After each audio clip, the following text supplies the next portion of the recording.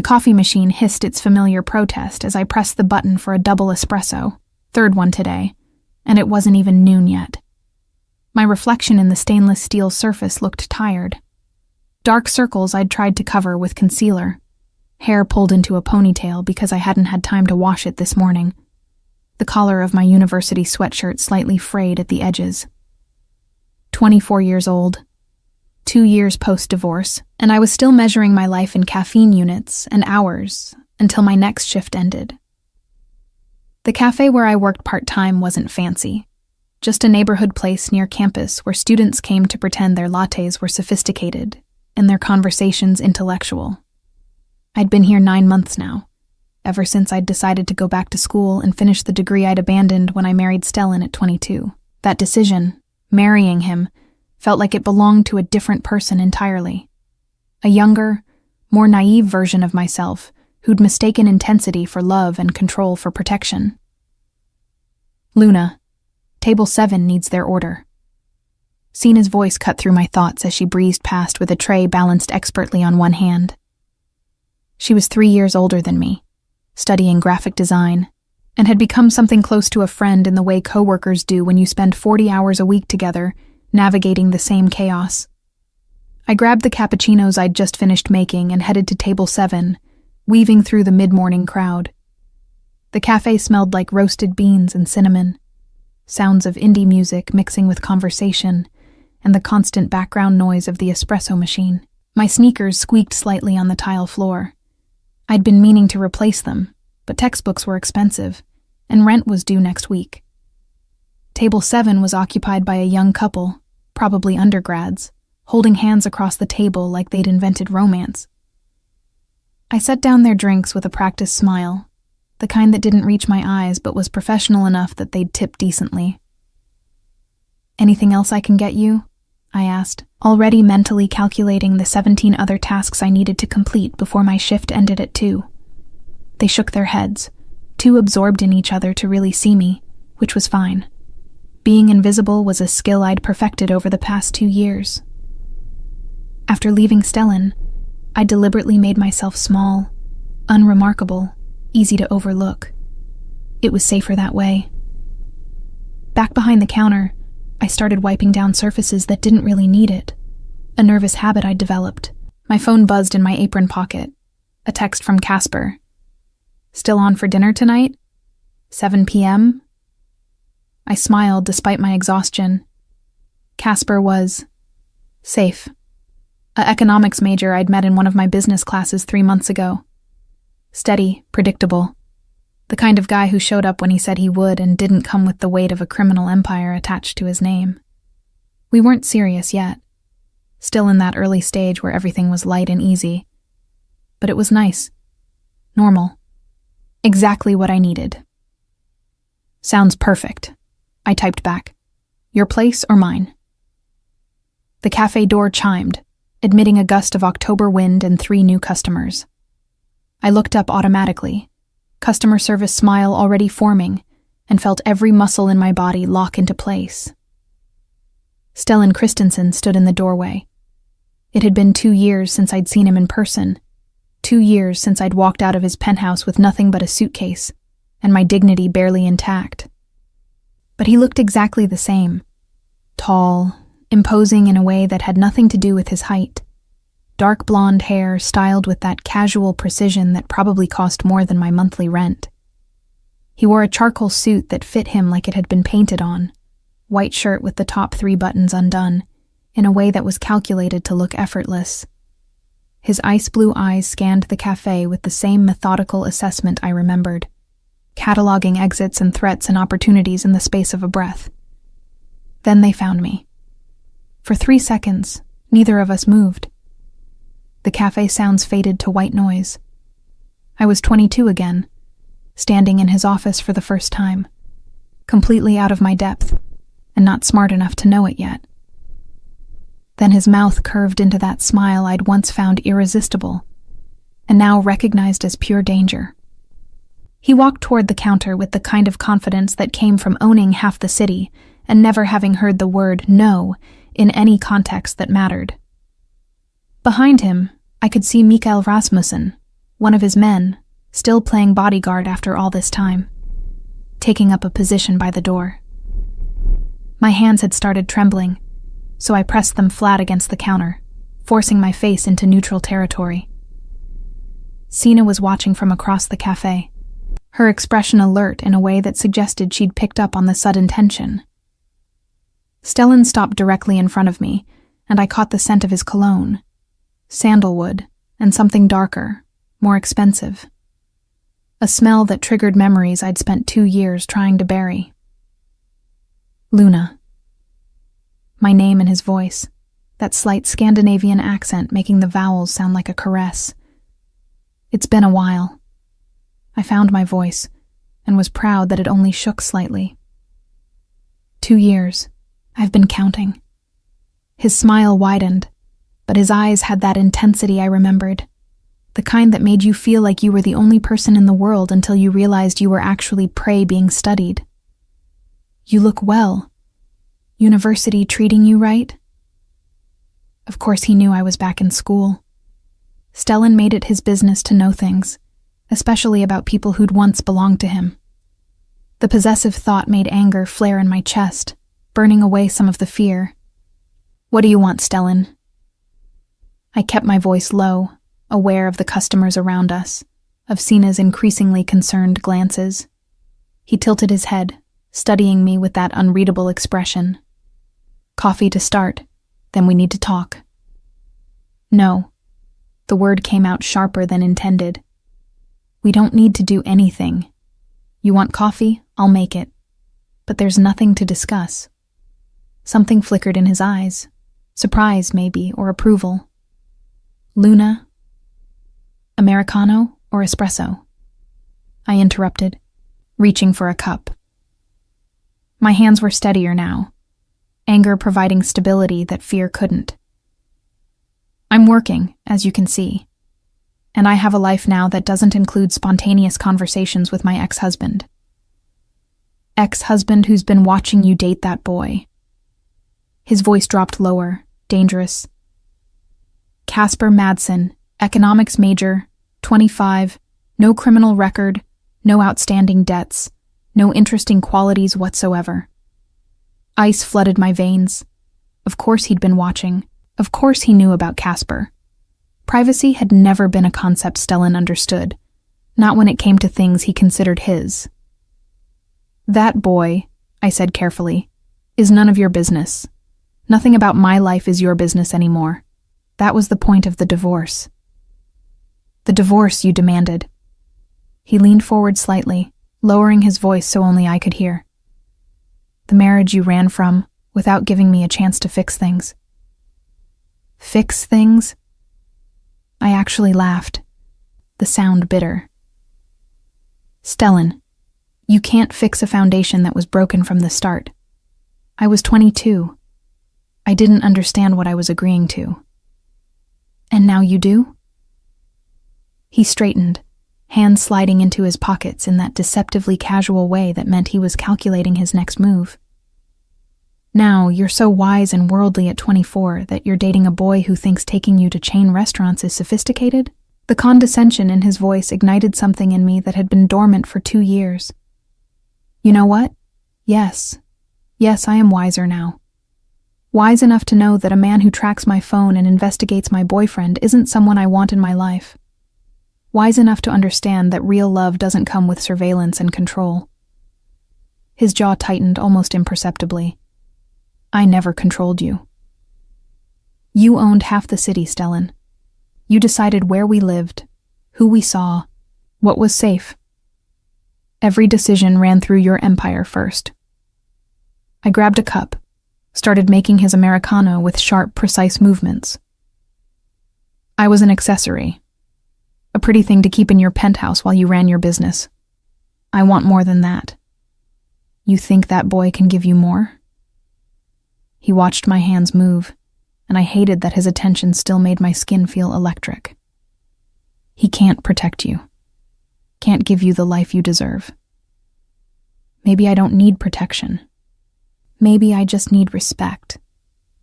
I set the finished coffee down harder than necessary, liquid sloshing slightly.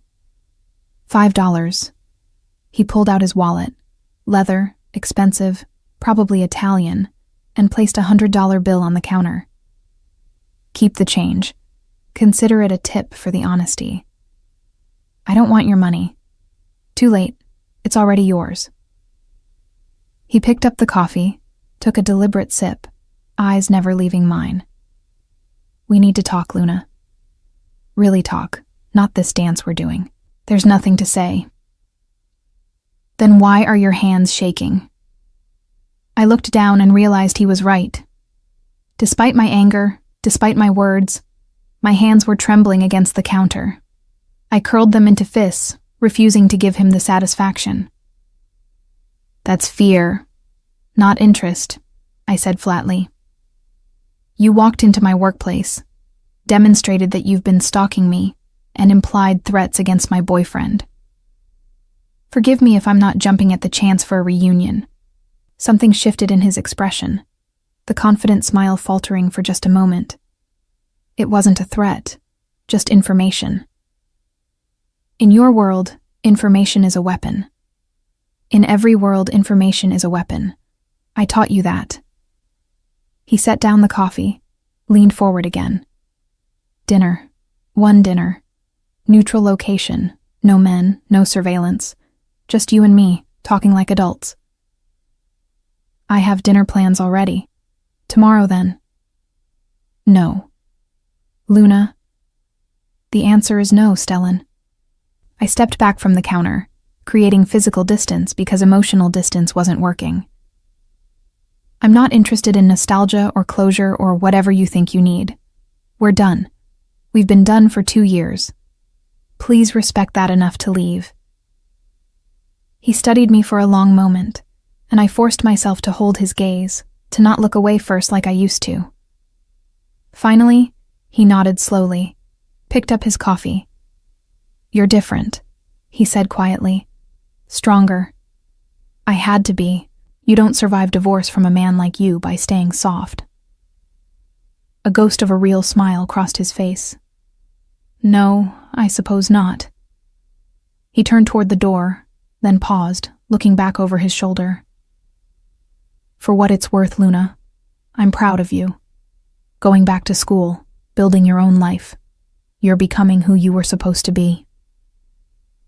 The compliment was so unexpected, so genuine, that I didn't have a response ready. By the time I processed it, he was already walking toward the exit, Mikael falling into step behind him.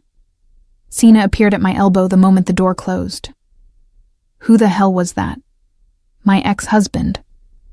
I reached for the $100 bill, crumpling it in my fist. And hopefully, someone I'll never have to see again. But even as I said it, I knew it was a lie. Men like Stellan Christensen didn't accept rejection. They regrouped, reassessed, and came back with different tactics. And despite everything, my anger, my fear, my hard-won independence, a small, stupid part of me wondered what he'd been about to say before I cut him off. My phone buzzed again. Casper, sending a photo of wine bottles with the caption, "Which one for tonight?" I stared at the image, at this normal, uncomplicated man who wanted nothing more than my company and didn't come with the weight of a criminal empire. Then I looked at the door where Stellan had exited and felt the familiar pull of something I'd spent 2 years trying to forget. 3 weeks passed before Stellan made his next move. 3 weeks where I convinced myself I'd handled the coffee shop confrontation perfectly, that I'd been strong and clear and had successfully closed that chapter of my life. 3 weeks where Casper and I settled into a comfortable rhythm, study dates, Netflix nights, sex that was pleasant if not earth-shattering. I should have known better. The first sign came on a Tuesday evening. I was leaving my business ethics class, backpack heavy with textbooks, mentally preparing for my shift at the cafe that started in an hour. My phone rang. Unknown number, which I normally wouldn't answer, but something made me pick up. Luna Nielsen? A woman's voice, professional, slightly warm. Speaking. This is Dr. Ellen Sorensen from the University Financial Aid Office. I'm calling about your student loan application. My stomach dropped. The application I'd submitted 3 months ago, been rejected for, had been appealing through every available channel. Did something change with my appeal?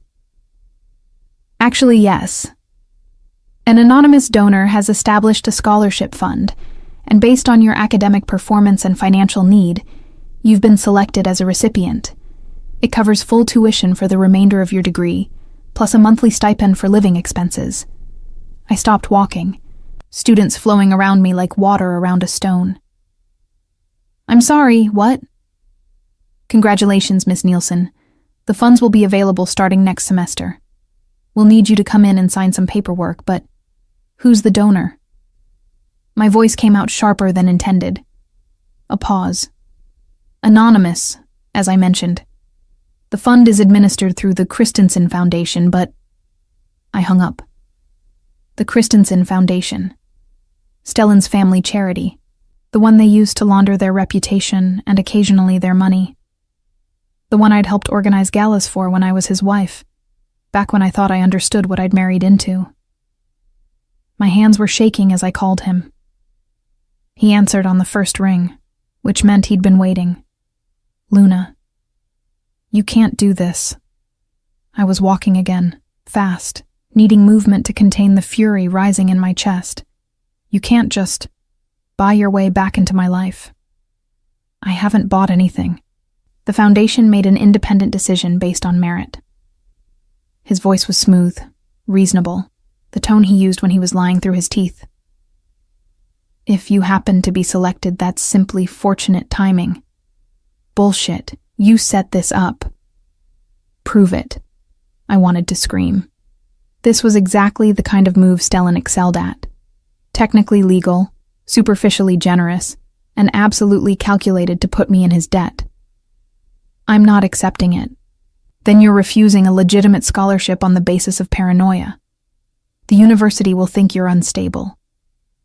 He was right, and he knew it. If I turned down a full-ride scholarship without a valid reason, it would raise questions I couldn't answer without revealing my connection to Stellan, which would open doors I'd worked hard to close. Why? I stopped in the middle of the quad, students giving me annoyed looks as they detoured around me. Why are you doing this? Because you deserve to finish your degree without working yourself into exhaustion. Because you're brilliant, and your financial situation shouldn't determine your future. A pause. And because I can. The honesty of that last statement was almost worse than the manipulation. Stellan doing something simply because he could, because he had the power and resources and wanted to demonstrate it. I don't want anything from you. Too late. The scholarship exists. Take it or don't. But it won't go away just because you're angry with me. I hung up again, trembling with a rage that had nowhere to go. The second sign came a week later. I was at Casper's apartment, a modest one-bedroom he shared with a roommate near campus. We were on his bed, kissing with the kind of enthusiasm that suggested we'd progress to more shortly, when his phone rang. He ignored it at first, but it rang again. Then again. Sorry, he muttered, pulling back to check the screen. His expression changed, confusion, then concern. I need to take this.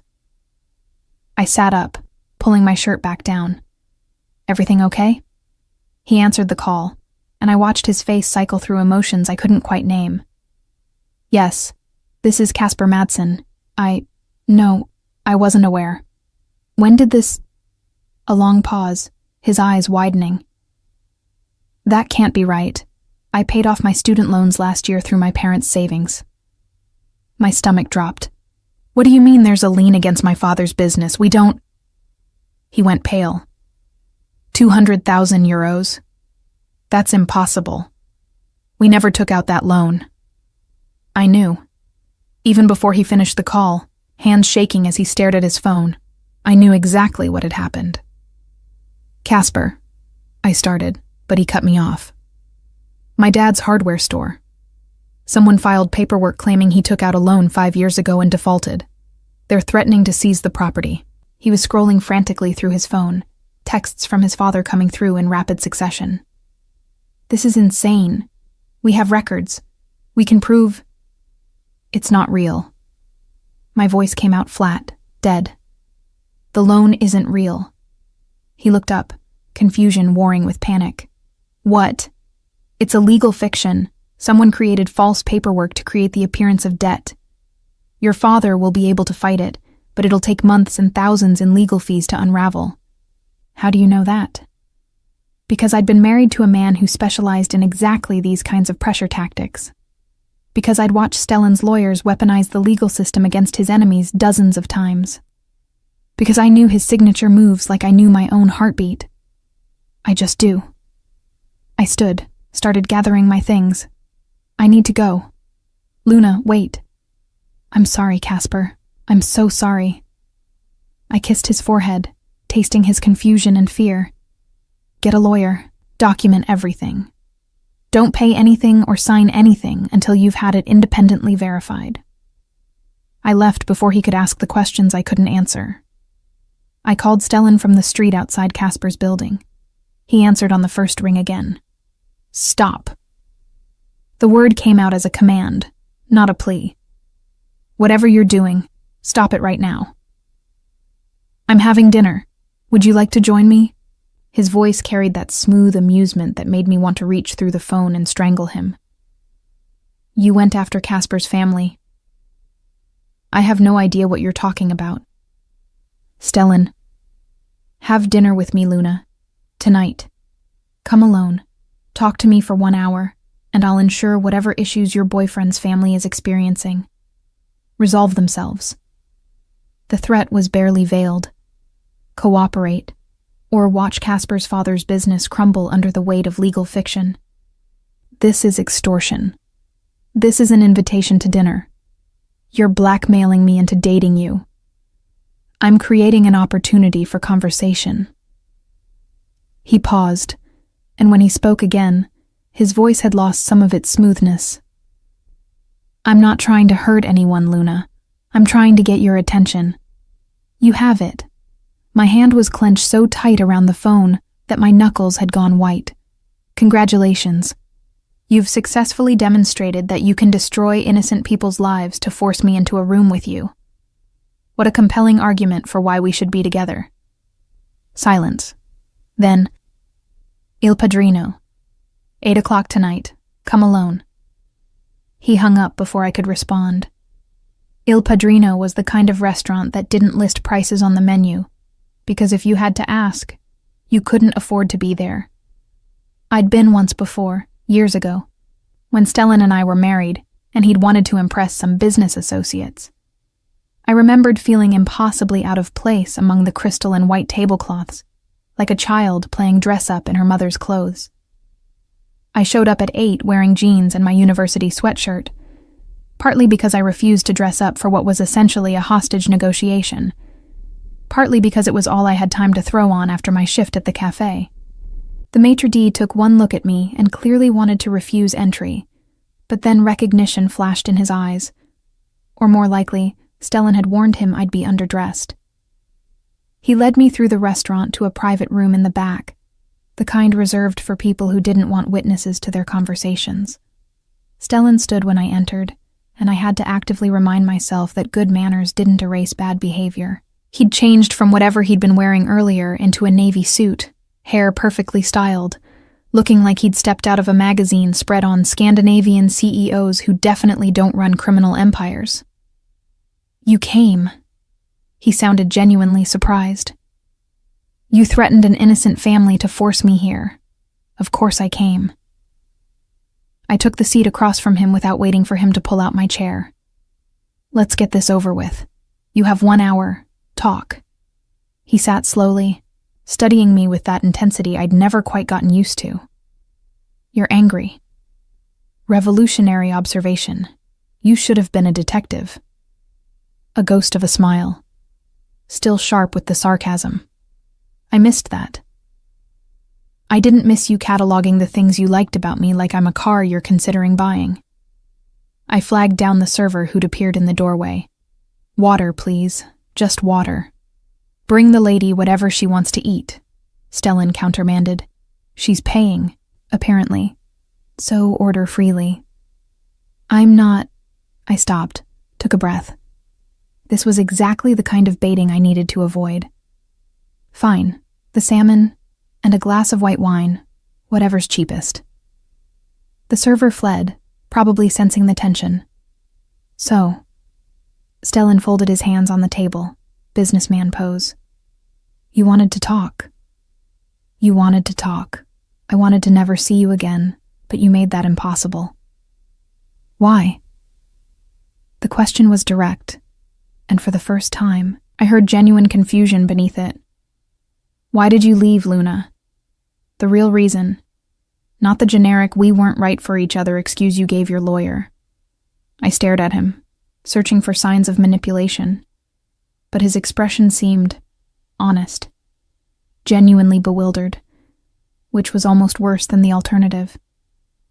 You really don't know. It wasn't a question. No. Stellan, you tracked my every movement, you vetted my friends. You made decisions about my life without consulting me, because you assumed you knew better. I kept my voice level, factual. You treated me like an asset to be managed, not a partner to be respected. I was protecting you. He said it like it was obvious, like it explained everything. My world is dangerous. I needed to make sure. You needed to control me. I cut him off. There's a difference between protection and possession. I was your wife, not your property, and you never learned to tell the difference. His jaw tightened. I gave you everything, except autonomy, except trust, except the basic respect of letting me make my own choices, even wrong ones. The server returned with my water, and I took a long drink to buy time, organizing my thoughts. Do you know what the breaking point was? The moment I knew I had to leave? He shook his head. You remember when I wanted to take that job at the nonprofit? The one working with at-risk youth? The position that would have put you in contact with people connected to my rivals. Yes. You didn't discuss it with me. You didn't explain your concerns or ask me to reconsider. You just made it go away, called in a favor, had the position filled before I could even interview. Then you told me you'd done it, like I should be grateful. His expression had gone carefully neutral. It was dangerous. It was my decision to make. My voice rose slightly despite my efforts to stay calm. That's when I understood. You didn't see me as capable of assessing risk or making adult choices. You saw me as something fragile that needed to be kept safe, even from myself. You were 22, Luna. You didn't understand. Exactly. I set down my water glass hard enough that it clicked against the table. I was 22. I married you at 22, Stellan. I was too young to understand what I was agreeing to. And instead of helping me grow into an equal partner, you kept me in a gilded cage and called it love. Silence stretched between us. Stellan's hands had curled into fists on the table, and I could see him working through something, expression shifting in ways I couldn't quite read. I thought. He stopped, started again. I thought I was being a good husband, providing for you, keeping you safe. Isn't that what you're supposed to do? That's what you're supposed to do for a child, not a wife. I gentled my voice slightly, because despite everything, I could see he genuinely believed what he was saying. I needed a partner, Stellan. Someone who trusted me to be an adult, even if I made mistakes. You couldn't do that. Could you have loved someone who let you walk into danger? The question was quiet, almost vulnerable, and it hit harder than I expected. Because the honest answer was, I didn't know. Maybe I'd been as complicit in our dynamic as he was, accepting his protection because it was easier than fighting for my independence. I don't know, I admitted. But I do know that what we had wasn't sustainable. I was disappearing, Stellan. Becoming this smaller, softer version of myself, because that's what you needed me to be. And if I'd stayed, Eventually, there wouldn't have been anything left of me. Our food arrived, breaking the moment. We sat in silence as the server plated everything with unnecessary ceremony, then disappeared again. "Fix Casper's father's problem," I said once we were alone. "Right now. Call whoever you need to call and make it go away." He pulled out his phone without argument, made a brief call in Danish that I couldn't follow, then set it aside. "Done. The paperwork will be revealed as fraudulent by morning." "Thank you." "Is he good to you?" Stellan picked up his fork, but didn't actually eat anything. "Your boyfriend?" "That's not your concern." "Humor me." I considered refusing, then decided honesty might actually be the fastest way out of this conversation. "He's nice, safe, exactly what I needed after you. After us." "But?" "There's no but. Casper is good to me." "You're lying. You forget. I can read your tells." Stellan leaned forward slightly. "You touch your collarbone when you're uncomfortable. You've done it 3 times since mentioning him." I pulled my hand away from my throat, irritated that he was right. "Fine, he's fine. Not exciting, but that's the point. I don't want excitement. I don't want intensity. I want normal." "You'll be bored within 6 months. Better bored than controlled." "Is that really the choice? Boredom or control?" His ice blue eyes held mine, and for a moment I saw something raw there, something that looked almost like pain. What if there's a third option? There isn't. Not with you. I forced myself to eat, mechanically chewing salmon I couldn't taste.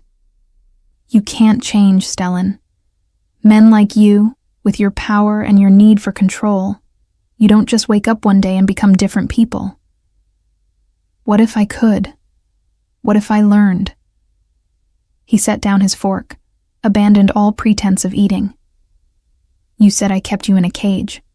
What if I tore down the bars? What if I proved I could be what you need?" My heart did something complicated in my chest, and I hated it. "Why would you do that?" "Because losing you was the worst mistake I ever made." His voice had gone quiet, intense in a way that had nothing to do with threat and everything to do with honesty. "Because I've spent 2 years pretending I was fine with the divorce, fine with you moving on. And then I walked into that cafe and saw you. Really saw you. Not the version of you I'd built in my head. And I realized I never actually knew you at all. I couldn't breathe properly." "Stellan, no, let me finish." He raised a hand, not touching me, just asking for space. "You were right. About all of it. I did treat you like something to be managed. I did make decisions for you instead of with you. And I convinced myself it was love because I genuinely believed keeping you safe was the most important thing I could do." He paused. "I was wrong. You can't just apologize your way out of this. I know. Words are cheap, especially mine. That's why I'm not asking you to come back. I'm not asking you to forgive me. I'm just asking for the chance to prove I can do better." "By stalking me? By threatening my boyfriend's family? That's your idea of doing better?" He had the grace to look ashamed. "I panicked, seeing you with him, realizing you'd actually moved on. I reverted to old patterns. It was wrong. I'm sorry." I pushed my plate away, appetite completely gone. "I don't know what you want from me, Stellan." "Time. Just time. Let me show you I can be different. No surveillance, no interference. Just let me exist in your orbit again. Let me earn back the right to be in your life, even if just as a friend." "Why would I do that?" "Because part of you still cares." He said it with certainty, and I wanted to argue, but couldn't. "I see it in the way you react when I'm around. You're angry, yes. You have every right to be. But underneath the anger is something else. Something that recognizes what we had, even if it was broken." "What we had hurt me." "I know. And I will spend however long it takes making amends for that if you let me. I sat back, studying him across the table. This vulnerable version of Stellan was unfamiliar, disarming. Part of me wanted to believe him, but I'd learned the hard way that wanting something didn't make it true. I need to think, I said finally, about all of this. Take all the time you need. I'm not going anywhere. He signaled for the check, despite my earlier claim that I'd pay. But Luna, one more thing. What? If he hurts you, your boyfriend, call me. Please. Not because I have a right to be involved in your life, but because I care about your well-being, and I always will, even if you never speak to me again after tonight. The sincerity in his voice undid something in my chest. I stood, needing to leave before I did something stupid like cry or, worse, forgive him. Goodbye, Stellan. Good night, Luna. He stood as well, the manners so ingrained they were automatic. For what it's worth, I really am proud of who you're becoming, even if I don't get to be part of it. I left before he could see my eyes water, before the dam I'd built 2 years ago could crack any further. Outside, the October air bit through my sweatshirt, grounding me. I pulled out my phone to call a rideshare, but my hands were shaking too badly to manage the app. A car pulled up, one of Stellan's, sleek and black, with tinted windows. The driver's window rolled down, revealing a woman I didn't recognize. Mr. Christensen arranged for your ride home, Miss Nielsen. Free of charge, no expectations. He said to tell you he understands if you prefer to find your own way. But the offer stands. I should have refused. Should have called my own car, maintained my independence. But I was exhausted and emotional and didn't want to spend money I didn't have on principle. Fine. I got in the back seat, gave my address. The driver didn't try to make conversation, which I appreciated. I watched Copenhagen roll past the windows. My city now, not his, even if his fingerprints were all over it, and tried to process what had just happened. Stellan claiming he'd changed. Stellan apologizing. Stellan letting me leave without fighting it. Part of me recognized the tactics. The scholarship. The threat to Casper. The dramatic dinner invitation. Classic Stellan. Manufacturing situations to get what he wanted. But another part, the part I tried to ignore, remembered the genuine confusion on his face when I'd explained why I left. The shame when I'd called out his tactics. The vulnerability when he'd admitted he'd been wrong. Which version was real? The manipulator, or the man trying to make amends? My phone buzzed. Casper. My dad's lawyer just called. The lien was fraudulent. Paperwork is being retracted. It's like it never happened. What the hell? I stared at the message, then typed, "That's great news. I'm glad it worked out." What else could I say? That my ex-husband had manufactured the crisis and then solved it to prove a point. That I'd just had dinner with someone who could destroy Casper's entire family on a whim? The car pulled up to my apartment building, modest, affordable mine. Everything Stellan's penthouse hadn't been. "Thank you," I told the driver. "Mr. Christensen asked me to give you this." She handed me a business card, simple and elegant. Stellan's private number, the one I deleted from my phone 2 years ago. "In case you need anything," the driver added. "No strings, just help if you want it." I took the card, knowing I should throw it away immediately. Instead, I slipped it into my pocket and headed inside, where my roommate was watching TV, and the dishes in the sink reminded me that this was real life, not the fantasy world Stellan tried to create. But as I got ready for bed that night, I couldn't stop thinking about his face when he'd said losing me was his worst mistake. And I hated that part of me wondered if he'd meant it. The weeks after that dinner blurred together in a haze of midterms, work shifts, and a growing sense of unease I couldn't quite name. True to his word, Stellan didn't contact me. No calls, no texts, no sudden appearances at the cafe. It should have been a relief. Instead, his absence felt somehow louder than his presence had been. Casper and I continued dating, but something had shifted. Maybe it was the secret I was keeping, the dinner with Stellan, the true reason behind his father's legal crisis. Maybe it was something deeper, a fundamental incompatibility I'd been ignoring because safe felt more important than right. "You're distracted," Casper said one evening in late November. We were at his place, supposedly studying for finals, but I'd been staring at the same page of my international business textbook for 20 minutes. "Sorry, just stressed about exams." The lie came easily, and I hated myself for it. He closed his laptop, giving me his full attention in that earnest way of his. "Luna, is everything okay? With us, I mean?" My stomach dropped. "Of course. Why would you ask that?" "Because you've been different since that weird thing with my dad's business. More withdrawn, like you're here physically, but somewhere else mentally." He reached for my hand, and I let him take it, even though it felt wrong. "Did something happen? Can I help?" The concern in his voice made guilt curdle in my chest. Casper was genuinely kind. He didn't deserve this, whatever this was. The half-truths, and the emotional distance, and the ex-husband I couldn't quite let go of. "I'm just overwhelmed," I said, which was at least partially true. "School and work and everything. It's not you." "Okay."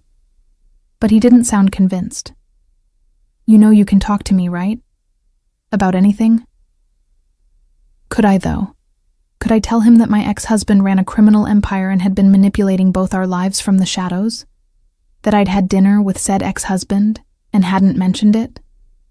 That part of me, a traitorous, stupid part, had spent the last month replaying Stellan's words on an endless loop?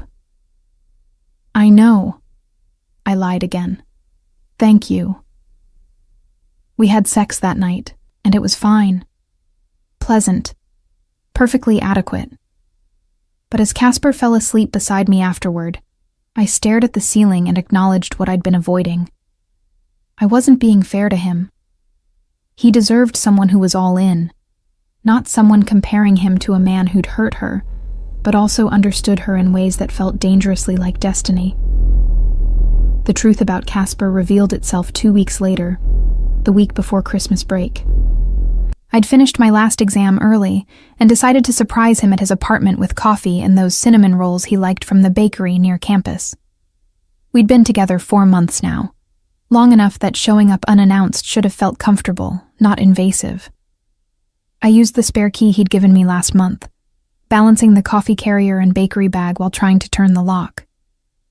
Inside, I could hear voices, Casper's and someone else's. Female. Maybe his roommate had a girlfriend over. I pushed open the door, calling out, "Hey, I brought breakfast." The words died in my throat. Casper was on the couch. With a woman. Specifically, underneath a woman. Both of them in various states of undress that made their activity perfectly clear. Time did that thing where it slows down and speeds up simultaneously. I saw everything in hyper-real detail. The woman's blonde hair spilling across Casper's chest, his hands on her waist, the shocked expression blooming across both their faces as they realized I was standing there. The coffee carrier slipped from my numb fingers, hitting the floor with a catastrophic splash of hot liquid and shattering ceramic. "Luna?" Casper scrambled up, pulling on his pants with frantic movements. Shit, this isn't what?" My voice came out remarkably steady considering the floor had just dropped out from under me. "Isn't you fucking someone who isn't your girlfriend?" The blonde woman had the grace to look embarrassed as she gathered her clothes. "I'm so sorry. I didn't know he had... Get out." I didn't raise my voice, but something in my tone made her move faster, fleeing toward the bathroom to dress. Casper had his pants on now, was reaching for his shirt. Luna, please. Let me explain. How long? I asked, still standing in the doorway, coffee pooling around my shoes. We're not. He ran his hands through his hair, the same gesture he used when struggling with a difficult problem set. It just happened. A few times. I didn't mean for it to. How long? Each word precise, controlled. A month. Maybe 6 weeks. He looked genuinely miserable, which only made it worse. But it wasn't serious. It was just, you've been so distant lately, and she was there. And I'm sorry. I'm so sorry. A month. Maybe 6 weeks. Which meant this had started right around the time Stellan had come back into my life. When I'd been distracted and withdrawn and emotionally unavailable because I was too busy wrestling with my past to be present in my current relationship. The worst part? I wasn't even that hurt. Embarrassed, yes. Angry at the deception, absolutely. But not devastated. Not heartbroken. Which probably said everything about the relationship that needed to be said. We're done, I said simply. Luna, please. Can we talk about this? He took a step toward me, and I held up a hand to stop him. There's nothing to talk about. You cheated. I'm leaving. That's the entire conversation. I turned toward the door, then paused, looking back. For what it's worth, Casper, you were right. I was distant. I wasn't fully present in this relationship, and that's on me. But cheating was still a choice you made. Own it. I left before he could respond, before the blonde woman could emerge from the bathroom, before I had to process any of it beyond the immediate facts. In the elevator, my phone buzzed. Unknown number. Against my better judgment, I answered. What? Luna? Stellan's voice concerned. Are you all right? Of course he knew something was wrong. He probably had surveillance on Casper's building, had watched me arrive and leave in under 5 minutes, had calculated exactly what that meant. How did you... Never mind. I don't want to know. I stepped out into the cold December morning, my coat suddenly inadequate against the wind. What do you want? I'm sending a car. Where are you? I don't need your car. Luna, you sound upset. Please, just let me... Your instincts were right. The words came out bitter. About Casper. He was exactly as boring and safe and predictable as you said. Right up until I found him fucking someone else in his living room. Silence. Then, I'm coming to get you myself. Don't move. Stellan. But he'd already hung up. I should have walked away. Should have called Sina or taken a rideshare back to my apartment and dealt with this like an adult. Instead, I stood on that street corner, numb and confused, and tired of pretending I had everything under control. Stellan's car pulled up 8 minutes later. Not his usual sedan with a driver, but a low-slung sports car. Aston Martin, probably. Something ridiculous and expensive that he drove himself. He got out, leaving the engine running, and for the first time since I'd known him, he looked disheveled. Hair slightly mussed, wearing jeans and a sweater instead of his usual suit, like he'd dressed in a hurry. Get in. Not a command, just a statement. I got in. He pulled away from the curb with smooth precision, heading north toward the waterfront. Neither of us spoke for several minutes, the car's engine purring between us like a sleek animal. Did you know? I asked finally. About his infidelity? No, I would have told you. He glanced at me briefly before returning his attention to the road. I had someone keeping an eye on him for security purposes, but we weren't monitoring his personal activities. That would have been. He paused. Invasive. But you're having him followed. I'm having everyone in your orbit monitored for potential threats. There's a difference. At my look, he added, I know. I said I wouldn't interfere. But I can't turn off the part of me that needs to know you're safe. That's the problem, Stellan. You see protecting me and controlling me as the same thing. I'm working on understanding the difference. He pulled into a parking lot near the harbor, killed the engine. Come on. Where are we going? Somewhere we can talk without you being in shock on a street corner. He got out, and after a moment's hesitation, I followed. The somewhere turned out to be a high-rise apartment building with views of the water, all steel and glass and money. Of course. Stellan's solution to emotional crisis was always more luxury, as if expensive environments could cushion any pain. But when we entered the penthouse, I realized something was different about this place. It wasn't lived in. No personal touches, no signs of habitation beyond the furniture. This was a staging area, not a home. I bought this last month, Stellan said, watching my reaction. After our dinner, I thought. He trailed off, seeming suddenly uncertain. I thought maybe if I had a place that wasn't my penthouse, somewhere without all the history, we could talk more easily. Neutral ground.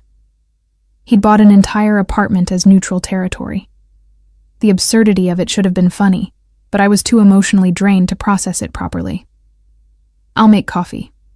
He headed toward the kitchen, gleaming appliances that had probably never been used, leaving me to wander to the floor-to-ceiling windows. Copenhagen spread out below, gray and beautiful in the winter morning. I pressed my forehead against the cool glass and tried to sort through the jumble of emotions competing for space in my chest. Embarrassment at walking in on Casper, anger at his deception, guilt at my own emotional unavailability, and underneath it all, a complicated relief that I now had an excuse to end a relationship that had never quite fit. Here. Stellan appeared beside me with 2 mugs of coffee, made exactly how I liked it, which meant he'd remembered, even after 2 years. I took the mug, warming my hands on it. I wasn't in love with him, I said quietly. Casper. I liked him. He was nice, but I wasn't in love. I know. You don't get to sound smug about that. Not smug, relieved. At my sharp look, he added, not because he was unworthy of you, though he clearly was if he couldn't recognize what he had, but because watching you with someone else these past months has been. He searched for the right word. Educational. Educational how? It taught me what I took for granted, what I lost. He set down his coffee, turned to face me fully.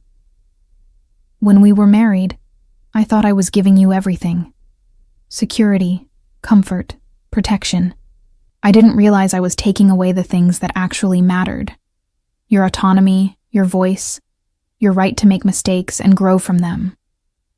And now you realize that? Now I'm beginning to. He reached up like he was going to touch my face, then stopped himself, hand falling back to his side. Luna, I know this isn't the right time. You just found out your boyfriend was cheating. You're hurt and confused, and probably want nothing to do with me, but I need to say this before I lose my nerve.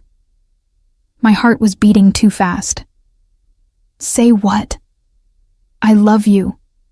I loved you when we were married, even though I expressed it terribly. I loved you through the divorce. And I love you now, watching you build this incredible life without me. His ice blue eyes held mine, raw and honest. Not the version of you I tried to mold. You, the sharp-tongued, stubborn, brilliant woman who called me out on my bullshit and left when I wouldn't listen. I couldn't breathe properly. Stellan, I'm not asking you to love me back. I'm not even asking you to forgive me. I just needed you to know. He stepped back, creating distance. Stay here today. Take the space. Process what happened with Casper. When you're ready, I'll drive you home. No conditions, no expectations. Why are you being so understanding? The question came out suspicious, because this version of Stellan, patient, respectful of boundaries, was completely foreign to me. Because I spent 2 years learning to respect your choices, even when I hated them. Starting with your choice to leave me. He picked up his coffee, moved toward the door. I'll be in the other room if you need anything. Take your time. He left me standing there, staring at the place he'd been, my mind spinning with too many thoughts to organize. Stellan Christensen, who'd once tracked my every movement, was giving me space. Stellan Christensen, who'd never apologized for anything, had just admitted he was wrong. Stellan Christensen, who I'd spent 2 years trying to forget, had just told me he loved me. And the worst part? The absolutely terrible, complicated worst part? I believed him. I spent 3 hours in that apartment, staring out at the water, drinking coffee, and trying to understand my own feelings. Casper's betrayal barely registered beyond the initial shock. What consumed me was the larger question. Had I been emotionally unavailable because I was healing from Stellan? Or because I'd never actually moved on? Sometime around noon, my stomach reminded me I'd skipped breakfast. The coffee and cinnamon rolls had ended up on Casper's floor. I found Stellan in what he'd designated as the office, working on his laptop, looking unfairly attractive in the winter sunlight streaming through the windows. "Hungry?" he asked without looking up, as if he'd been monitoring my presence even while giving me space. "Starving." He closed the laptop immediately. "There's a restaurant downstairs, or I can order delivery, whatever you prefer." "Downstairs is fine." I paused. "Thank you. For this. For not. Pushing." "I'm learning." He stood, grabbed his jacket from the back of the chair. "Slowly, but I'm learning." The restaurant was the kind of upscale casual that only existed in buildings like this. Exposed brick and Edison bulbs, menu prices that made me wince internally.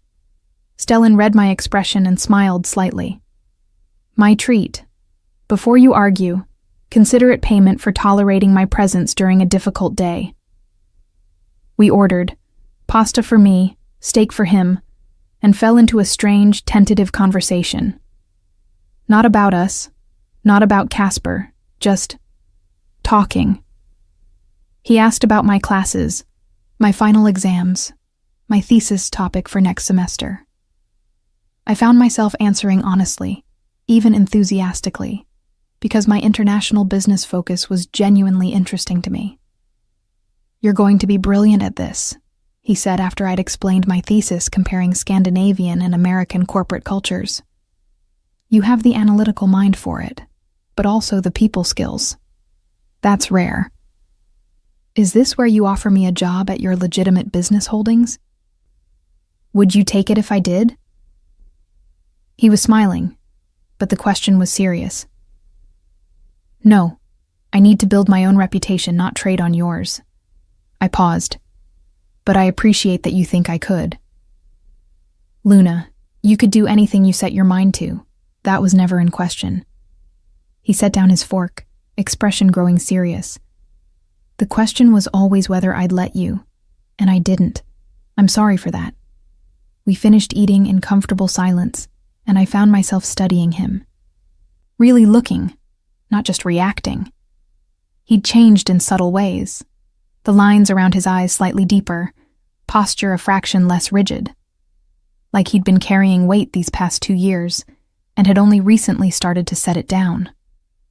"What happened to you?" I asked as we left the restaurant. "After I left, what made you start questioning things?" He was quiet until we were back in his car, pulling out of the parking garage. "Therapy, actually. Court-ordered, as part of some legal settlement. I fought it at first, thought it was beneath me, unnecessary. But my lawyer convinced me it would look good, show good faith." "You went to therapy to manipulate a judge?"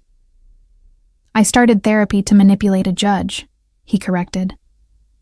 "I stayed because the therapist was smarter than me. She saw through my bullshit immediately and refused to play along. Despite everything, I smiled. I like her already.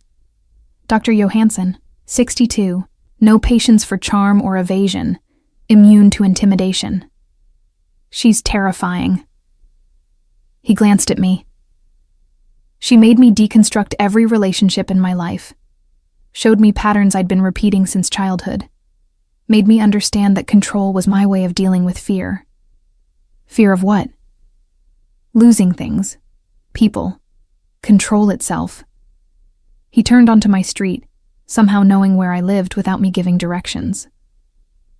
My father built his empire through force and fear. I learned that was how you kept what mattered. Dr. Johansson taught me that's actually how you guarantee you'll lose it. We pulled up outside my building, and he killed the engine, but didn't get out. Neither did I. We sat there in his expensive car, the afternoon light fading into early winter evening. So what now? I asked quietly. Now I drive away. You go inside, process today, figure out what you need. He turned to look at me fully. And if you decide you want to talk more, about us, about possibilities, about anything, you have my number. Use it or don't. That's your choice, Luna, not mine. I should have just gotten out, should have thanked him for the ride and closed this chapter permanently. Instead, I found myself asking, do you really think you can change? Be someone different? I don't want to be someone different. I want to be a better version of myself. He smiled slightly. One who understands that loving someone means trusting them to make their own choices, even when those choices don't include me. That's very evolved of you. Don't give me too much credit. I still want to know who you're with, where you are, whether you're safe. The difference is now I understand that acting on those wants without your consent is wrong. He reached across the console, stopping just short of touching my hand. I'm trying, Luna. That's all I can promise. That I'll keep trying. I looked at his hand, almost touching mine, and felt the pull of something I'd been denying for months. I need time. Take all you need. And space. Real space. Not you buying apartments and tracking my movements. Agreed. He withdrew his hand. Though for the record, I'm keeping the apartment. I like the view.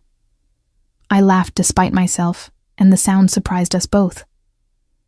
When was the last time I genuinely laughed with him? Not the sharp, defensive humor I'd wielded earlier, but real amusement. Good night, Stellan. Good night, Luna. He waited until I was out of the car and at my building's door before pulling away, a consideration I noticed and appreciated. Upstairs, my roommate took one look at my face and immediately poured wine. Bad day? Weird day. I accepted the glass, collapsed onto our second-hand couch. Caught Casper cheating, spent the afternoon with my ex-husband, realized my life is a complicated mess. In that order? Unfortunately, yes. She whistled low. Okay, starting from the top. Casper is trash. We hated him anyway. He wore those terrible boat shoes. Despite everything, I smiled. We never discussed his shoes.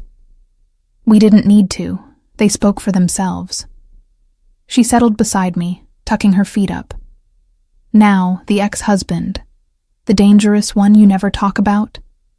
That's the one.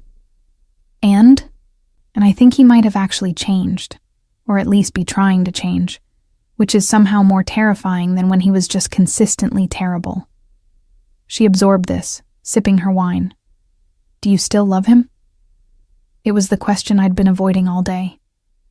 The one I didn't want to answer because acknowledging it made everything more complicated. I don't know, I said finally. Maybe. Or maybe I just love the version of him that exists in my memory, before I understood what I'd married into. Those aren't mutually exclusive. She squeezed my hand. It's okay to have complicated feelings about someone who hurt you, but also loved you in his own fucked up way. When did you become so wise? Therapy, and too much reality TV about toxic relationships. She refilled both our glasses. Whatever you decide about Mr. Dangerous ex-husband, just promise me you won't let anyone, including him, make you smaller again. You've worked too hard becoming yourself. I promised, and meant it. That night, lying in bed, I pulled out Stellan's business card, the one I'd kept, the one I'd told myself I was going to throw away eventually. His private number, written in his own hand on the back. In case you need anything. I added it to my contacts. Not because I was ready to call, but because for the first time in 2 years, I was willing to consider the possibility that maybe, eventually, I might want to.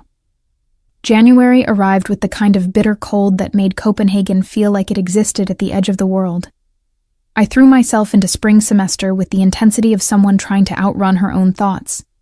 5 classes, 20 hours a week at the cafe, thesis research that kept me at the library until closing.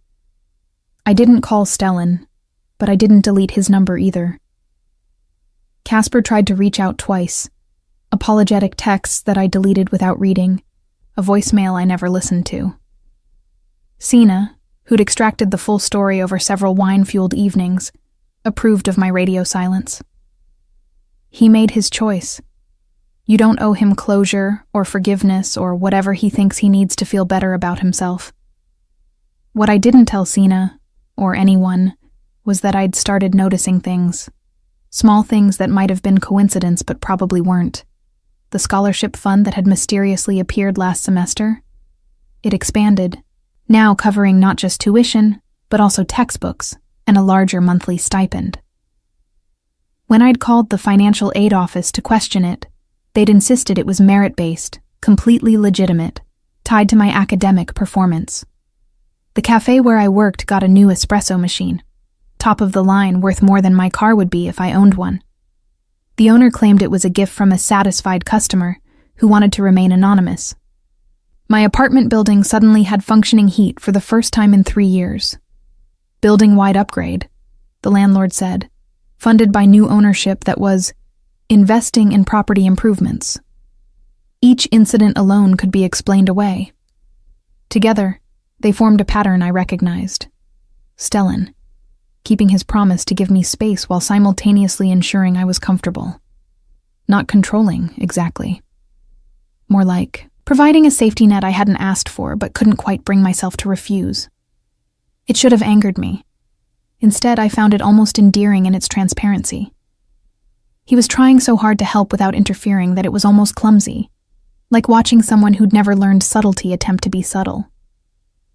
You're smiling at your phone again, Sina observed one afternoon during our shift. New guy? No. I hesitated, then decided honesty was easier than evasion, my ex, being annoyingly thoughtful from a distance. The dangerous one?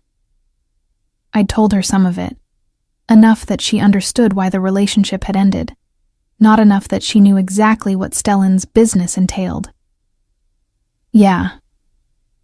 And you're considering giving him another chance? Not a question. I don't know. Maybe? He says he's changed. They always say that. She handed a customer their latte, then turned back to me. But has he actually demonstrated it? With actions, not just words? I thought about the scholarship that gave me freedom to focus on school. The apartment warmth that meant I wasn't wearing 3 layers to bed. The cafe equipment that made our jobs easier. The complete absence of surveillance or interference, or any of the controlling behaviors that had defined our marriage. Yeah, I admitted. Actually, he has. Then maybe he deserves a conversation. She nudged my shoulder. But make him work for it. Don't make it easy. I waited until Valentine's Day. Partly to be cruel, partly because I wanted to see if he'd break his promise and reach out first. He didn't. No texts, no calls, no dramatic flower deliveries at the cafe. The silence was somehow louder than any grand gesture could have been. It demonstrated restraint, patience, qualities Stellan had never possessed when I'd known him before. At 8 p.m. after my shift ended, I stood outside the cafe in the February darkness and pulled out my phone. Stared at his contact for a full minute before my thumb moved. Are you free to talk? The response came within seconds, which meant he'd been waiting, hoping, always, for you, always. The apartment, the one with the water view. Can we meet there? I'll be there in 20 minutes. I took the subway, declined the rideshare he probably wanted to send, and arrived at the building before him. The doorman, clearly briefed, let me up without question. The penthouse was exactly as I'd left it 2 months ago, clean and empty and waiting. Stellan arrived 15 minutes later, slightly breathless like he'd rushed. He wore jeans and a sweater again, that same casual look that made him seem more human, less untouchable. His hair was damp at the edges. He'd been working out, probably, or at the gym in whatever building he actually lived in now.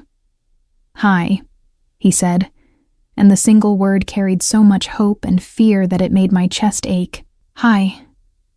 I was still wearing my cafe uniform, smelling like coffee and exhaustion. "I've been thinking." That sounds ominous. He stayed by the door, giving me space even in his own apartment. "About us, about what you said in December."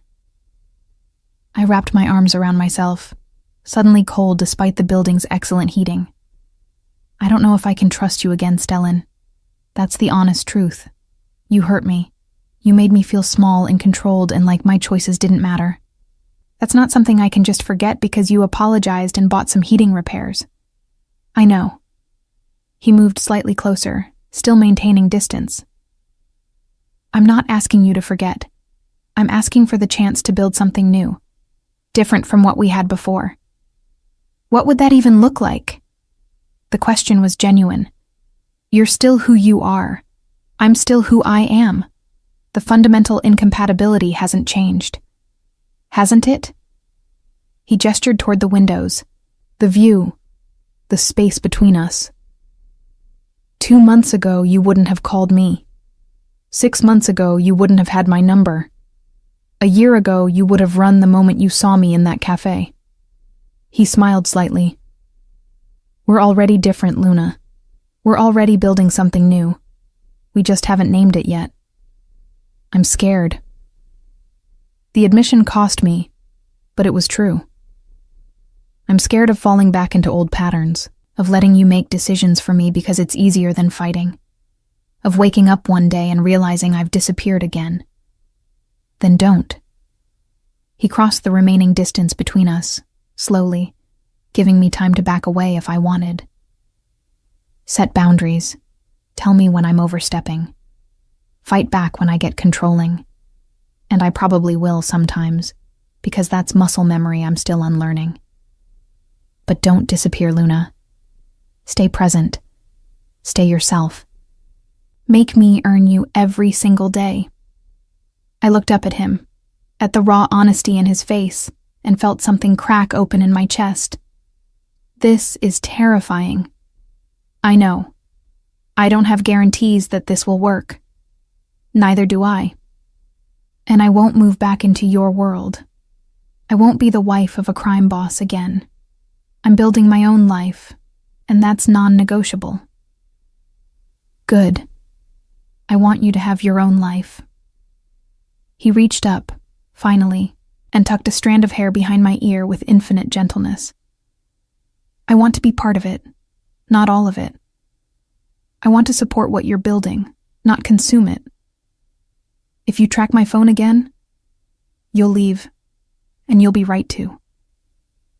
His hand cupped my cheek, thumb stroking across my cheekbone. I deleted all the surveillance software, Luna. I don't know where you are unless you tell me. It's been making me insane, but it's also been teaching me to trust. Good. I leaned into his touch despite my better judgment. Because trust goes both ways, and I need to know you respect my autonomy. I do. I will. Every day I'll prove it. He leaned down, stopping just before his lips touched mine. Can I kiss you? The fact that he asked, that he gave me the choice instead of just taking, undid something in me. Yes. He kissed me like he was afraid I'd shatter, like I was precious and fragile and might vanish if he held too tight.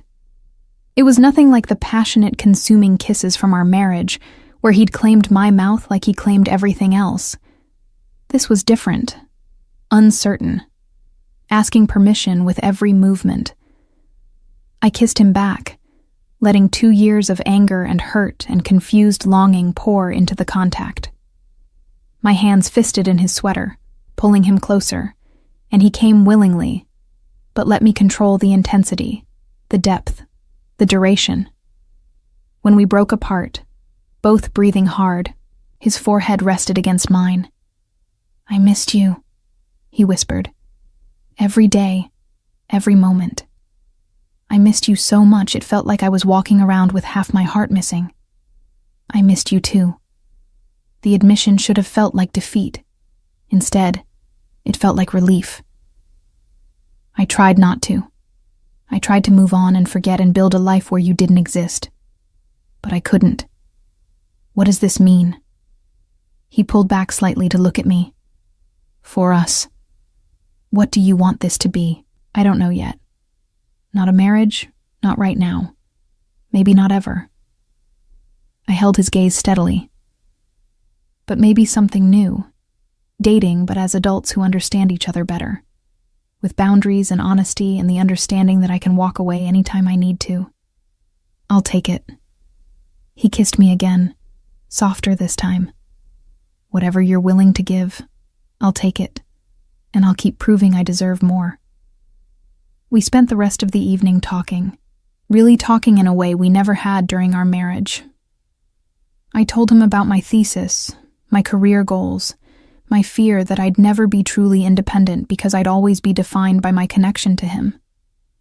He told me about therapy, about deconstructing his relationship with his father, about the parts of the family business he was systematically divesting from because he wanted something cleaner for his future. "I can't walk away entirely," he admitted around midnight, both of us sitting on the floor with takeout containers scattered between us. "Some connections are permanent, but I can choose not to expand into new territories. I can focus on the legitimate holdings and let the other families handle the rest. Is that safe?" I picked at my pad thai, appetite fading. Won't that be seen as weakness? Probably. But I'm tired, Luna. Tired of constantly managing threats and alliances and violence. I want... He trailed off, searching for words. "I want to be able to sleep at night without wondering who I'll have to destroy tomorrow to protect what's mine." That sounds like progress. Dr. Johansson says it's growth. He smiled slightly. I think it's just exhaustion. But either way, it's real. I believed him, and that belief felt both dangerous and essential. We didn't sleep together that night, though the temptation was there. Instead, Stellan called me a car, asking first if I wanted one, which I appreciated, and walked me down to wait for it. "Can I see you again?" he asked as the car pulled up. "Whenever you want. Your schedule, your terms. Next week, coffee, somewhere public." I needed to maintain some boundaries, some sense of control over the pace. Not Il Padrino or anywhere intimidating, just a normal cafe. "The one where you work?" "Sure, you already know where it is." I smiled slightly. "Come by after your therapy session." "Dr. Johansson should have softened you up enough that you're bearable." He laughed, genuine and surprised. "I really did miss your sense of humor." "Good, because I'm not changing that for anyone, including you. I wouldn't want you to." In the car, watching Copenhagen slide past the windows, I texted Sina. I'm giving him another chance. Controlled parameters, clear boundaries, but... yeah. Her response came quickly. "Are you insane or brave?" "I can't tell. Both, probably. Well, if he fucks up, we know where he lives, and I have a very scary cousin who owes me a favor." I smiled at my phone, grateful for friends who supported me while also standing ready to destroy anyone who hurt me. The next 3 months were strange and wonderful, and occasionally terrifying. Stellan and I fell into a pattern, Coffee once a week, dinner every other week, long phone conversations where we talked about everything and nothing. He never pushed for more, never demanded I move faster, or give more than I was ready to give. He showed up to my thesis presentation, sitting in the back row with a pride on his face that made me stumble over my words. He celebrated when I got an A, sent flowers to the cafe with a note that just said brilliant. Always knew you would be. I met Dr. Johansson at his request, had coffee with the woman who'd been deconstructing his psyche for 2 years. She was exactly as he'd described, sharp, unimpressed by charm, absolutely immune to bullshit. He talks about you constantly, she told me over extremely good coffee in her office. The work we've done around control and fear has largely centered on unpacking his relationship with you. Is that normal in therapy? When someone's defining relationship is the one they destroyed? Yes. She studied me with clinical interest. He's made real progress, Luna. But I want you to understand, change is not linear. He'll have bad days. He'll revert to old patterns under stress. The question is whether he can recognize that and course correct. And can he? He's learning. Whether that's enough is something only you can determine. I appreciated her honesty, the lack of reassurance or false promises. It helped me understand what I was agreeing to. Not a finished product, but a work in progress. In April, Stellan invited me to his actual home for the first time since the divorce. Not the penthouse I'd fled from, but a new place. A townhouse in a quiet neighborhood, modern but warm, with a garden that surprised me. When did you become someone with a garden? I asked, touring the small space where early spring flowers were starting to bloom. When I realized I needed something living to take care of, that wasn't a criminal enterprise. He stood beside me, hands in his pockets. Dr. Johansson suggested it. Said I needed to learn nurturing instead of just protecting. How's that going? Half the plants died last month, but I'm learning. He pointed to a cluster of tulips. Those are new. I planted them thinking about you. Stubborn, beautiful, returning every spring no matter how harsh the winter was. The metaphor was heavy-handed, but I found myself touched anyway. That's almost poetic. Don't get used to it.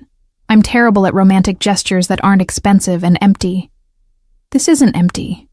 I turned to face him, taking in the care he'd put into this space, this life he was building separate from his empire.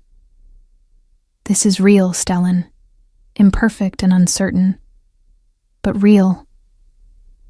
He kissed me then, in his garden with dirt under our feet and spring sun on our faces, and it felt like a beginning instead of a repetition. By May, we'd fallen into something that felt almost like a relationship. Still careful, still maintaining separate lives and spaces, but connected in ways that mattered. I studied, worked, built my career plans.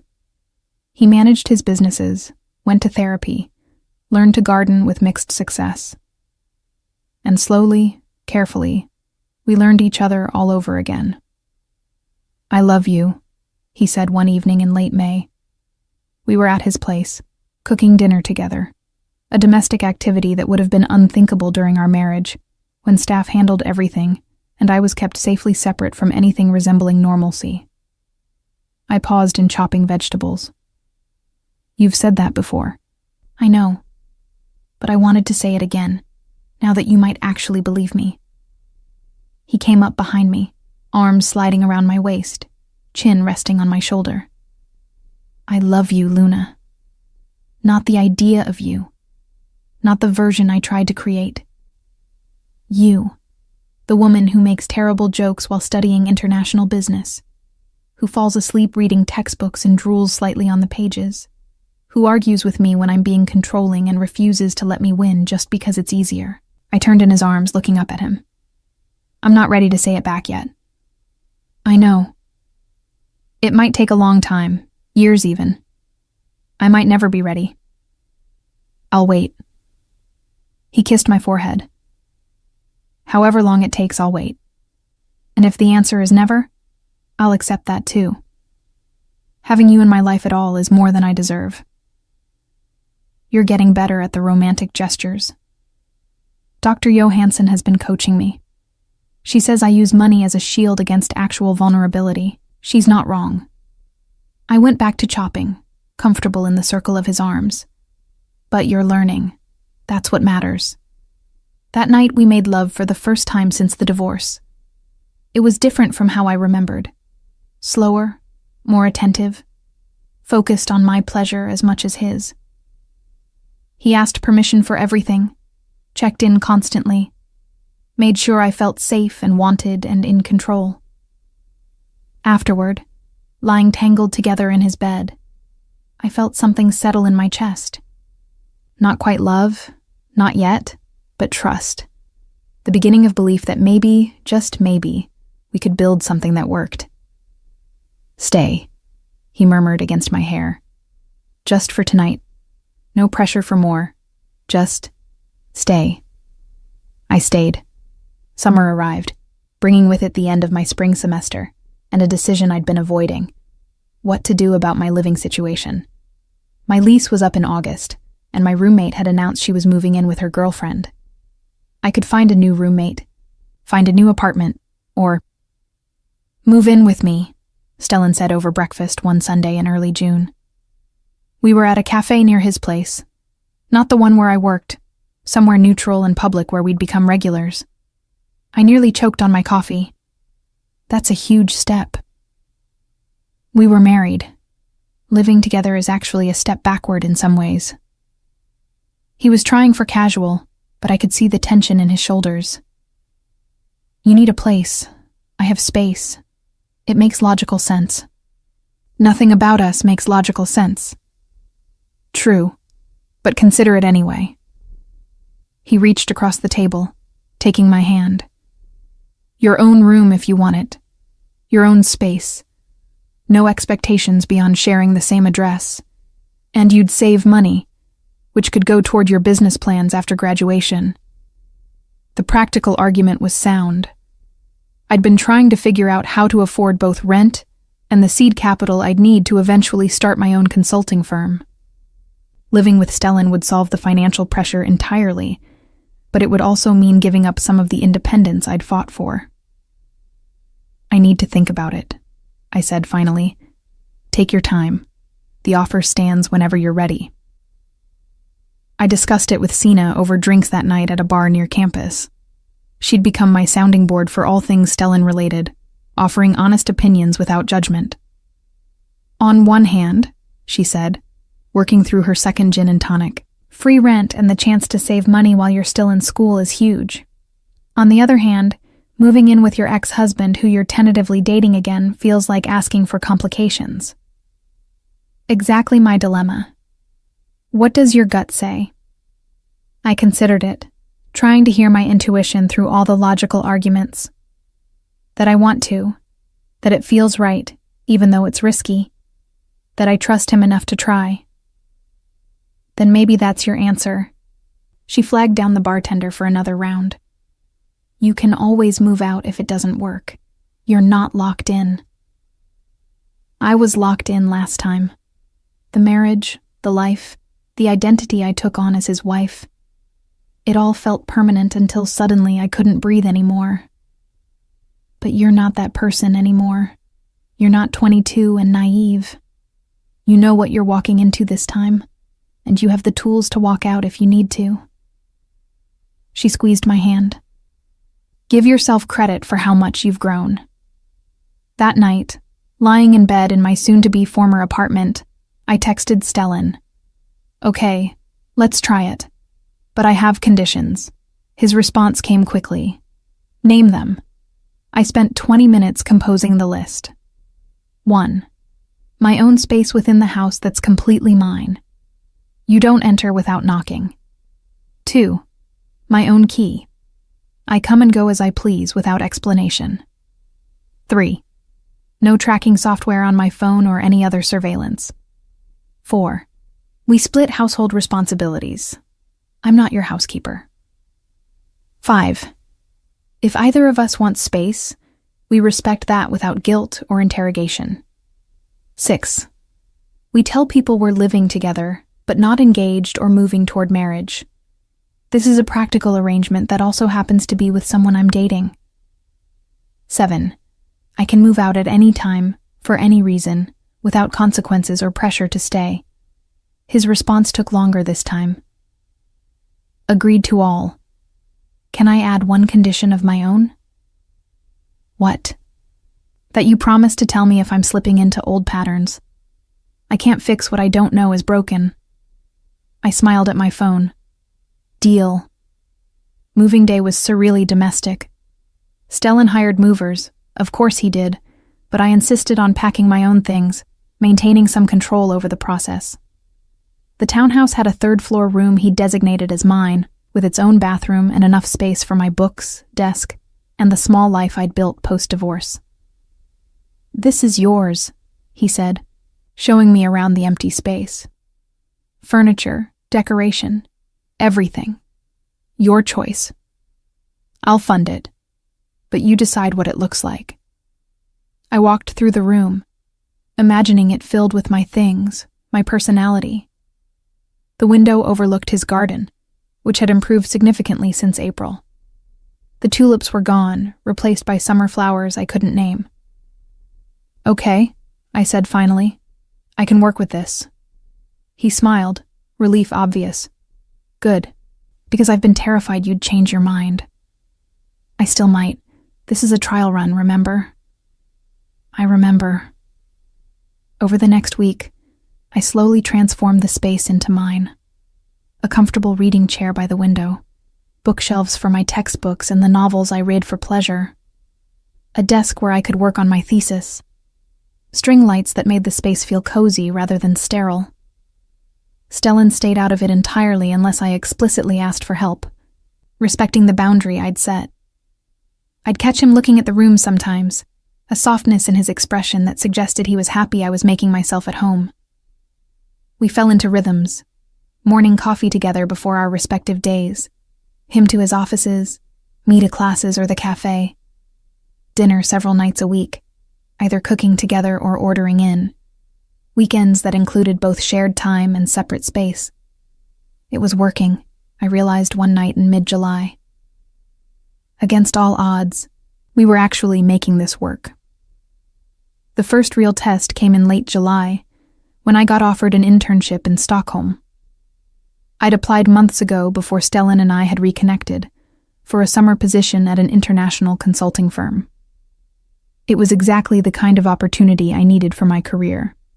Prestigious, well-paid, great networking potential. The only problem, it started in 2 weeks and ran through the end of August. 6 weeks in another country, right after I'd moved in with Stellan. I told him over dinner at the townhouse, watching his face carefully for signs of the controlling behavior I was hyper-alert for. That's fantastic, he said, and seemed to mean it. You should absolutely accept. It's 6 weeks, in Sweden. I'm aware of where Stockholm is. He smiled slightly. Luna, this is exactly the kind of opportunity you've been working toward. Why would I want you to turn it down? Because I just moved in. Because we're still figuring this out. I set down my fork, suddenly nervous. Because 6 weeks apart right now feels like it could break this fragile thing we're building. He was quiet for a moment, considering. Here's what I think. I think you're testing me. Consciously or unconsciously, you're waiting for me to prove I'm still the man who would have prevented you from taking opportunities that took you away from him. The accuracy of that assessment made me flinch. Am I that transparent? Not transparent. Human. He reached across the table, taking my hand. Take the internship, Luna. Go to Stockholm, do brilliant work, build your career. I'll be here when you get back, and we'll pick up where we left off. Just like that? Just like that. With one request if you're willing. Here it was, the catch, the condition, the way he'd try to maintain control. What request? Video calls. Not every day if you don't want, but sometimes. So I can see your face and hear about your work and feel connected even while you're away. He squeezed my hand. That's it. No tracking, no checking in constantly, no guilt about living your life. Just occasional calls so I don't forget the sound of your voice. The request was so reasonable, so respectful of my autonomy, that I felt something crack in my chest. That's it? That's your condition? That's it. He paused. Well, that and maybe you bring me back some of those Swedish chocolates. The ones in the blue box. I laughed, tension releasing. I can probably manage that. Then we have a deal. He raised his wine glass. To your Stockholm internship and the brilliant career you're building. I'm proud of you, Luna. So fucking proud. We clinked glasses, and I felt something shift between us. Trust deepening, belief solidifying, the understanding that he really had changed, that he was capable of supporting my independence instead of crushing it. Stockholm was everything I'd hoped. Challenging work, brilliant colleagues, a city that felt both foreign and familiar. I threw myself into the internship, determined to prove I deserved to be there. True to his word, Stellan didn't crowd me. We video called twice a week, conversations that ranged from updates about work to discussions about his therapy sessions, to comfortable silence while we both read, connected across the distance. How's the garden? I asked during one call in early August, propped up in my tiny Stockholm apartment. Thriving. I think the plants like me better when you're not here to compare my nurturing skills to yours. He smiled from his own screen, his office visible behind him. Though I miss having someone to share it with. Only 2 more weeks. I'm counting. His expression grew serious. Luna, there's something I want to talk about. My stomach dropped. That sounds ominous. Not ominous. Just important. He ran a hand through his hair, a nervous tell I'd learned to recognize. I've been thinking about my business interests, the less legitimate ones. Okay? I'm divesting completely. Not just pulling back, but actually selling off those holdings to other families, getting out entirely. I sat up straighter. Stellan, that's huge. Are you sure? Won't that create problems? Probably, but I'm tired of that life, Luna. Tired of the constant threat of violence, the moral compromise, the fear that someday the people I care about will be targeted because of me. He leaned closer to the camera. I want to build something clean, something I can be proud of, that won't require constant vigilance and ethical gymnastics. What will you do instead? Focus on the real estate holdings, the restaurants, the legitimate investments. It's not as exciting, but it's also not going to get anyone killed. He smiled slightly. Dr. Johansson says this is what real growth looks like. Choosing a different path even when it's harder. I'm proud of you. The words came out soft but genuine. That takes real courage. I'm terrified. The admission was vulnerable, raw. My father built that empire. Walking away from it feels like betraying him, even though I know intellectually that it's the right choice. Your father built his empire for his circumstances, his time. You're building yours for your life, your future. I paused.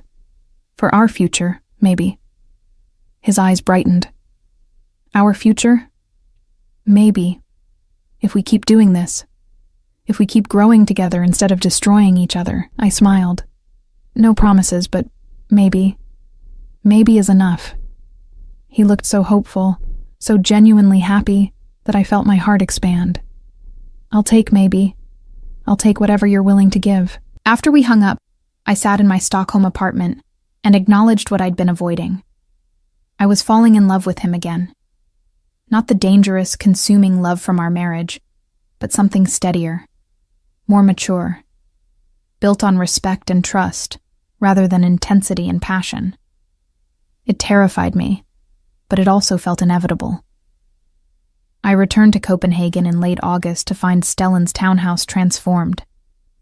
Not dramatically. He hadn't redecorated or changed anything structural. But there were small touches that showed he'd been thinking about me. Fresh flowers in my room, my favorite coffee beans in the kitchen, a package on my desk, the books I'd mentioned wanting to read, purchased and waiting. "Welcome home," he said when I walked in, and the word home didn't feel wrong anymore. I missed this place. I set down my bags, looking around at the space that had become ours. "I missed you." "Yeah?" He crossed to me, pulling me into a hug that felt like safety. "Enough to stay. For now. We'll see how the semester goes. I'll take for now." He kissed the top of my head. "How was Stockholm?" I told him about the internship over dinner, the projects I'd worked on, the connections I'd made, the job offer I'd received to return after graduation for a full-time position. He listened with genuine interest, asking questions that showed he understood the significance of what I'd accomplished. "Are you going to take it?" he asked. "The Stockholm position?" "I don't know. It's an incredible opportunity, but it would mean leaving Copenhagen." Leaving. I trailed off, not quite ready to finish that sentence. "Leaving me," he completed gently. "It's okay to say it, Luna. If you take the Stockholm job, we'd have to figure out long distance or make difficult choices about our future. Would you move there, if I took it?" He considered this seriously. "I don't know. My businesses are here, my therapy is here, my life is here. But you're here too, and you matter more than any of those things." He took my hand. "Can we table this discussion until you actually have to decide? No point in borrowing worry from the future." "When did you become so wise?" "Therapy." He grinned. "Turns out paying someone $200 an hour to call you on your bullshit is surprisingly effective." That night, lying in my own bed in my own room in the house I shared with Stellan, I felt something I hadn't experienced in years. Contentment. Not perfect happiness. We still had issues to work through, decisions to make, trust to rebuild. But contentment. The sense that I was exactly where I needed to be. For the first time since moving in, I didn't lock my door. September brought my final year of university and the slow realization that I was going to have to make real decisions about my future, professionally and personally. The Stockholm offer sat in my inbox, deadline for response approaching. Stellan and I were solid, but undefined, living together, but not engaged, loving each other without saying the words. I was happy, I realized one morning while making coffee in our kitchen. Genuinely, uncomplicatedly happy in a way I hadn't been since before my marriage. The irony that this happiness involved the same man who'd made me miserable years ago wasn't lost on me. "You're thinking too loud," Stellan said, appearing in the doorway in his running clothes, hair damp with sweat. He'd started running in the mornings. Another Dr. Johansson suggestion about managing stress healthily. Just contemplating life's ironies. I handed him coffee.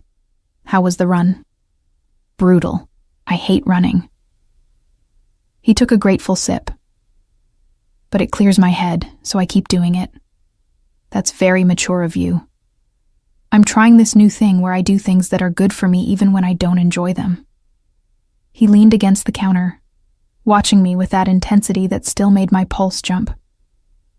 "Speaking of which, we should probably talk about Stockholm." I thought we were tabling that discussion. That was 6 weeks ago. The table has limited space. He set down his coffee. "Luna, I don't want to be the reason you don't take an incredible opportunity, but I also don't want to lose you because I'm too proud to admit I need you in my life. So what are you suggesting? Come with me. I want to show you something." An hour later, after Stellan had showered and changed, we were in his car heading north out of the city. He wouldn't tell me where we were going, just that it was important and I should trust him. We drove for 90 minutes into the countryside, autumn colors starting to paint the landscape in rust and gold. Finally, he turned off the main road onto a long driveway that led to a property I didn't recognize. It was beautiful. A renovated farmhouse on several acres, modern updates that maintained the historic character, outbuildings that had been converted into what looked like offices or studios. Gardens sprawling in all directions, mature trees providing shade and privacy. "What is this?" I asked as we got out of the car. "A possibility." He took my hand, leading me toward the main house. "I bought it 3 months ago. I was going to surprise you after you came back from Stockholm. But then the job offer happened and I realized surprises might not be what you need right now." "Stellan, whose house is this?" "Ours, potentially." He unlocked the door, revealing an interior that was clearly being renovated but showed enormous potential. "I've been working with architects to create something that works for both of us. Home offices so we can both work remotely when needed. Space for your consulting business when you're ready to start it. A garden you can actually cultivate properly, instead of just criticizing my attempts." I walked through the space, overwhelmed by the care that had gone into every choice. He'd remembered conversations we'd had about dream homes, preferences I'd mentioned casually months ago. This wasn't about controlling my environment. It was about creating a space we could both inhabit fully. "The Stockholm office has a Copenhagen branch," he said, following me through the rooms. "Not as prestigious, but still excellent. You could take a position there, build your career here, and we could make this work. Together. Long term." "You're asking me to choose you over my career?" "No. I'm asking you to consider that maybe you don't have to choose. That maybe there's a third option where you get both." He stopped in what would be the kitchen, afternoon light streaming through the windows. "But if the Stockholm position is truly what you want, if that's the best path for your career, I'll support that too. We'll figure out long distance. I'll visit every other weekend. We'll make it work because you matter more than geography." I leaned against the counter, trying to process what he was offering. "This is a huge commitment. This house, these plans, it's basically asking me to marry you without actually proposing." "Is that what you think?" He crossed to me, taking both my hands. "Luna, I'm not asking you to marry me. Not yet. Maybe not ever if that's not what you want. I'm asking you to build a life with me that respects both our needs. You can work in Stockholm if that's best for your career.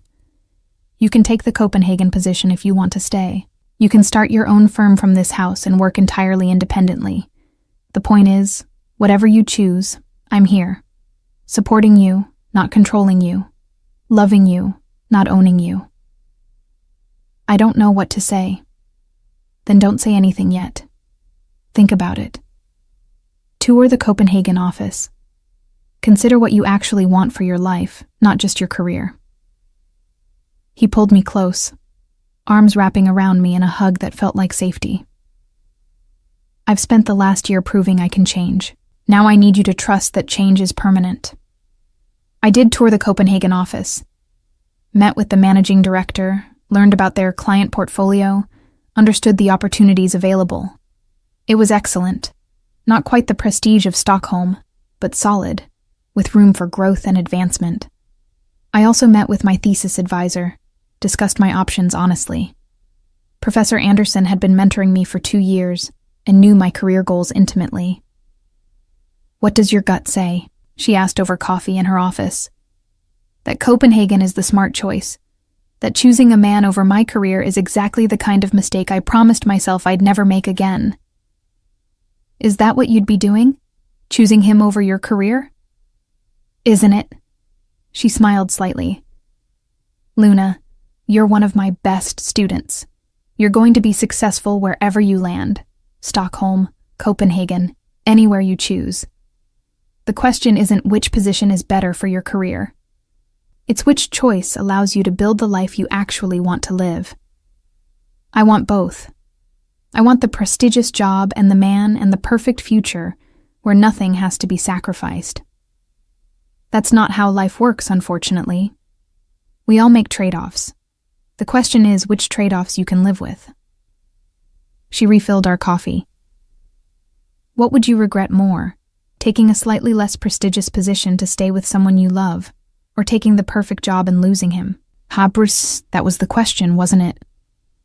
I spent a week thinking, weighing options, making lists of pros and cons that didn't actually help because this wasn't a logical decision. It was an emotional one, and those didn't fit neatly into spreadsheets.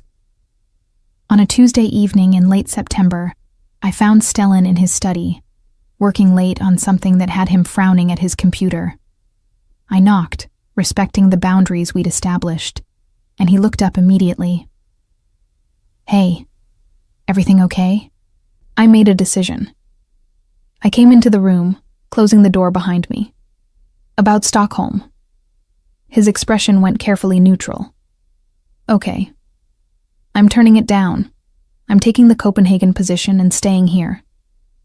Before he could react, I held up a hand. But I need you to understand something. I'm not doing this for you. I'm doing it for me, for the life I want to build, which happens to include you. This is my choice, and I'm owning it. Relief flooded his face. Okay, yes, whatever terms you want, I accept them. I'm not finished. I sat on the edge of his desk, looking down at him. I want the farmhouse, but I want my name on the deed too, 50-50 ownership. I want a legal agreement that if we separate, I retain half the property. I'm not going to be financially dependent on you again. Done. I'll have my lawyer draw up the paperwork. And I want a timeline. We date for at least another year before we even discuss marriage. I need to know this stability is permanent, not just the honeymoon phase of reconciliation. Agreed. And therapy. Couples therapy, with Dr. Johansson, or someone she recommends. I want us to have professional support for navigating this. I've already researched therapists. I have 3 names for you to interview if you want. He stood, moving around the desk to stand in front of me. Anything else? Yeah, one more thing. I took a breath, gathering courage. I love you. I didn't want to. I fought it for months. But I do. I love you, Stellan. The version of you that learned and grew and changed. The man who bought a farmhouse because he remembered I liked gardens. The person who goes to therapy and learns to run even though he hates it. That's who I love. Not who you were, but who you're becoming. His eyes went bright with emotion he didn't try to hide. Say it again. I love you. Again. I love you, you impossible man. I pulled him closer, wrapping my legs around his waist. I love you, and I'm staying, and we're building something new together. Something that doesn't require me to disappear, or you to control everything. He kissed me, deep and claiming, and full of 2 years of longing and hope, and hard-won trust. When we broke apart, both breathing hard, his forehead rested against mine. I love you too, he whispered. Never stopped, never will. And I swear to you, Luna, every day I'll prove I deserve this. I'll keep growing, keep changing, keep being someone you can trust. Good, because I have very high standards now, and you've set the bar for yourself. He laughed, the sound full of joy. I wouldn't have it any other way. We moved into the farmhouse that December, after renovations were complete. My name went on the deed as promised, 50-50 ownership legally documented. The Copenhagen office welcomed me for a January start date. Dr. Johansson referred us to a couples therapist who made us work harder than either of us expected. It wasn't perfect. We fought sometimes, about boundaries, about his lingering, controlling tendencies, about my tendency to withdraw instead of communicate when stressed. But we fought fair, with Dr. Bergstrom's tools, and we always came back to center. I started my position in January, throwing myself into work that challenged and excited me. Stellan completed his divestment from the illegitimate businesses, took a financial hit that made me wince, but emerged cleaner and lighter than I'd ever seen him. On Valentine's Day, exactly 2 years after I'd first reached out to him post-divorce, we cooked dinner together in our farmhouse kitchen. The garden outside was dormant, waiting for spring, but we'd planned what we'd plant together when the weather warmed. "I have something for you," Stellan said as we cleaned up after dinner. He looked nervous, which was unusual enough to make me pay attention. "If it's expensive jewelry, it's not." He pulled a small box from his pocket, but it wasn't ring-sized. "Open it." Inside was a key.